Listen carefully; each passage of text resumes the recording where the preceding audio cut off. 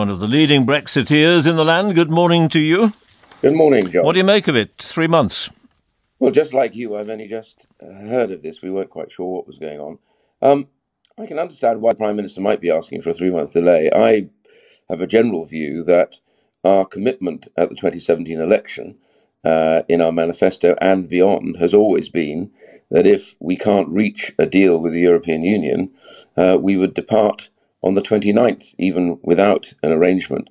And there is real resistance and concern in the Conservative Party, not just in Parliament, but on a much wider spectrum around the country. With the run at the moment to the May elections, this will, without question, cannon into the May elections and cause real issues and concerns on the doorstep. So any delay creates a bow wave of problems, not just for the government here, but for the governing party around the country. And frankly, for all those people who voted to leave, thinking after we triggered Article 50, we would leave on the 29th of March. And I think that's the real issue. Can you see any merit in it, though, given that Juncker and others are saying we are not going to reopen the withdrawal agreement, end of?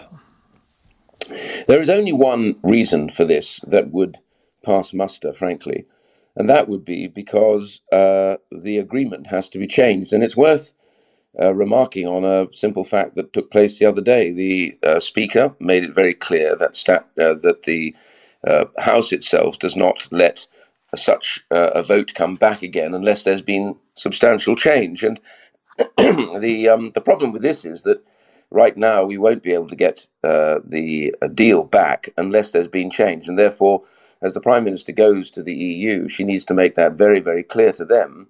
They've never seemed to understand how our parliamentary process works. But the reality is, unless there is change to the deal, then it surely can't come back to the House. And so any delay must be hinged around the idea of getting change to the deal. But any other reason simply doesn't work.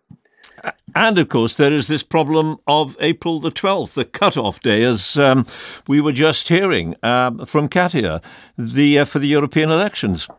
Yes, no, I was going to raise this point, but I was interested that Katia Adler raised exactly that point. By the 12th of April, we have to have election officers in place making their declarations about candidates to the European elections. And if you get to that point and you haven't declared, then you can't take part in the European elections.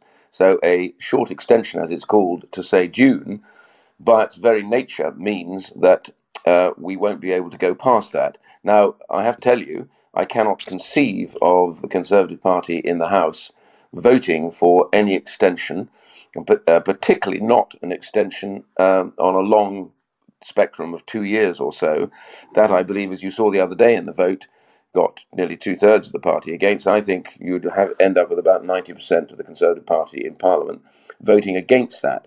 And that means essentially that the government itself gets into deep trouble. And I understand yesterday that the Cabinet had a huge argument about this, and many Cabinet ministers themselves said to go for a long extension certainly would be a betrayal of what the vote was and what our original manifesto was. So the government's got to tread very carefully here. And I have a very simple message. Some of my colleagues in government, etc., who seem to think that the longer they go on, the more they can possibly frustrate the will of the British people.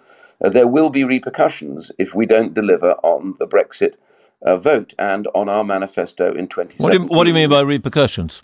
Well, the British people will want to know, quite rightly, why it was that we failed to do what we said we would do, which is leave after 2 years of negotiations on March the 29th. That is, I hear one cabinet minister in particular yesterday made this powerful point, which is that is what we have said for week in, week out, month in, month out. The Prime Minister has said it as well, that whatever happens, we will be leaving. There will be no extensions. And suddenly coming back with an extension does actually put us in the difficult position of actually not standing by our word. And so I can understand the need maybe of the government to seek some kind of very short extension where they may seek change. And they must seek change to this arrangement. Otherwise, it can't come back into the House. Well, yes, but it's possible, obviously it's possible, that there'll be some sort of fig leaf that will enable it to come back to the House one way or the other. And you could solve it all, you and your colleagues in the Brexit group, you could solve it all, couldn't you, by voting for the deal? And there you go. We'd be able to leave the European Union. Honor would be satisfied. We'd have a deal of some sort, maybe not the ideal deal from your perspective, but better than leaving without any deal. You could solve it, couldn't you? Of course, people can solve it by voting for it. But the key question is, and this is the balance of judgment that people have to make, when you vote for a deal, does it put you in a position of being unable to achieve what the British people voted for, which is to leave the European Union? And bear in mind, in 2017, and I'm one of those that has to balance all of this, and I recognise that. But in 2017, John, we put a manifesto together. Labour's manifesto was very similar, which is that we were leaving. We would leave the customs union and the single market, and we would leave on March the 29th. And the problem at the moment, I think, and I find this genuinely when I go around different constituencies, is that people are really losing faith with politicians who they believe, once they ask them a question, they get a very simple answer, which is leave, and then they do everything they can to frustrate that process. And that is a very significant issue. It's going to cause real damage to the nature of belief and trust in politics. All right. And that's why we have to go. A sentence on when Mrs May should go?